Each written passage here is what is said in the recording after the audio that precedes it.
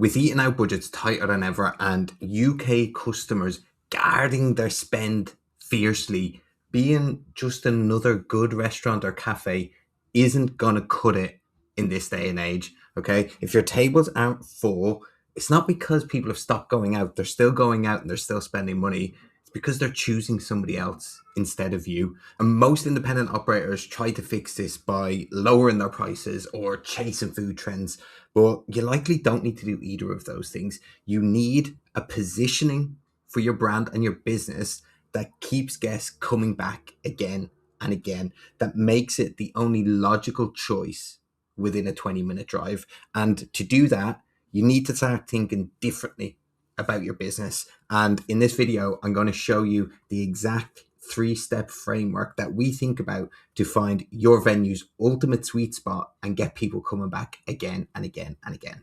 Now, this is a 3-part framework. And so what I want you to do is strip the business back to its bare bones.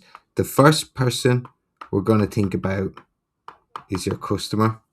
The second thing we're going to look at is your competition. And the third thing we're going to look at is you and your business and the things that you do that nobody else can do. All right. So when it comes to your customer, you need to sit back and think of, who is your customer?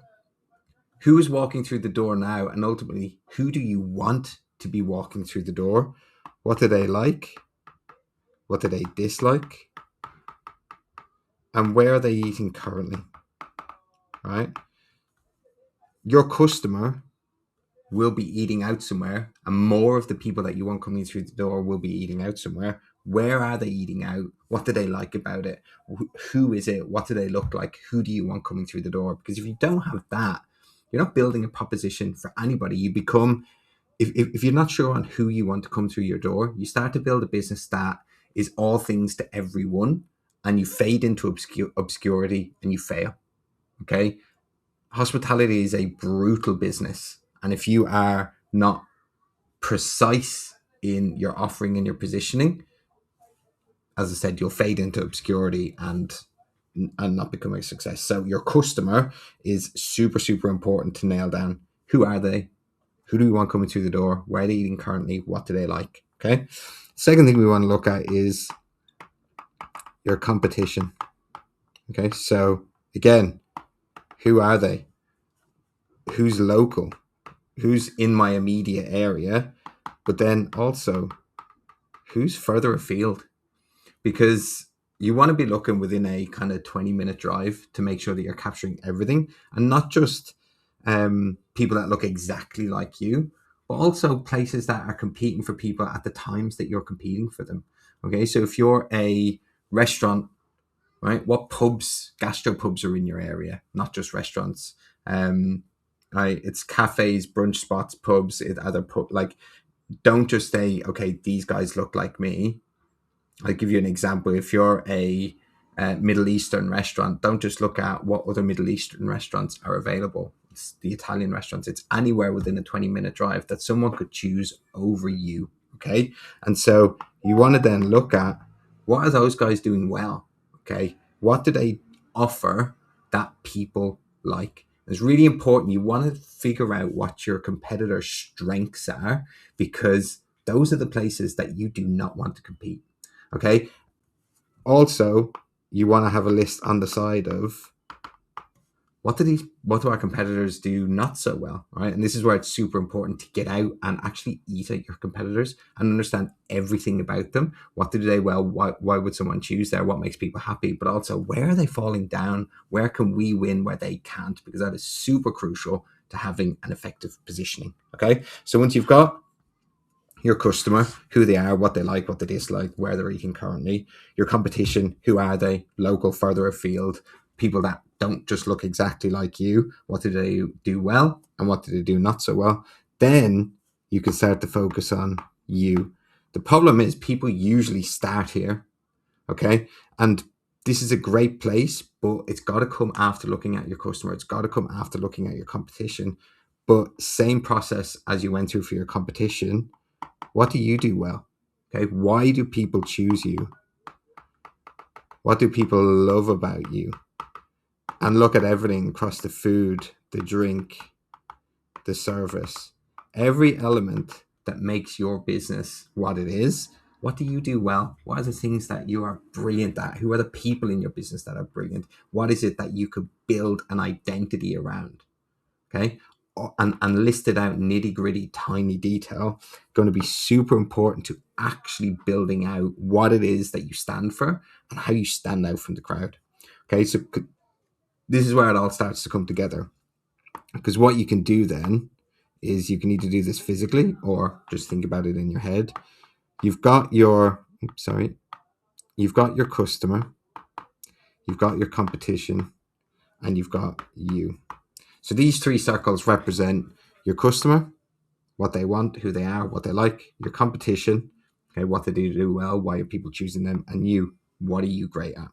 And when we're choosing somewhere to position, as I said, usually, sometimes a lot of places that fade into obscurity end up down here.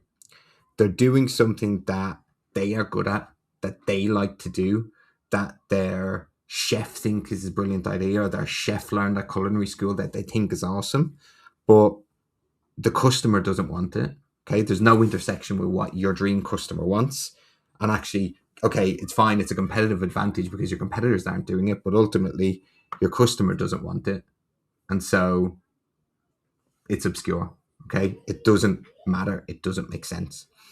A lot of people will also focus in here when times are tough. They will focus on, okay, customers are really liking this thing is really trendy, oh, the competitors are doing it as well, we're going to start doing it too. But oftentimes the skill set that you have in the business or what you're great at doesn't match this part here. This is where people are following trends and keeping up with the Joneses, but not actually feeding into the skills that they have in their business. Okay. Another place where people often end up very commonly is in this middle section here. So the customer wants it, the competition are doing it. So again, we've got to keep up with it. It's popular. We've got to do it too. And this is fine. These can make up some part of your menu and some part of your offering, but it's not the thing that you're going to build your offer around. If you build your offer around something that your customer wants, but your competition also do well, what happens then? You end up in a price war.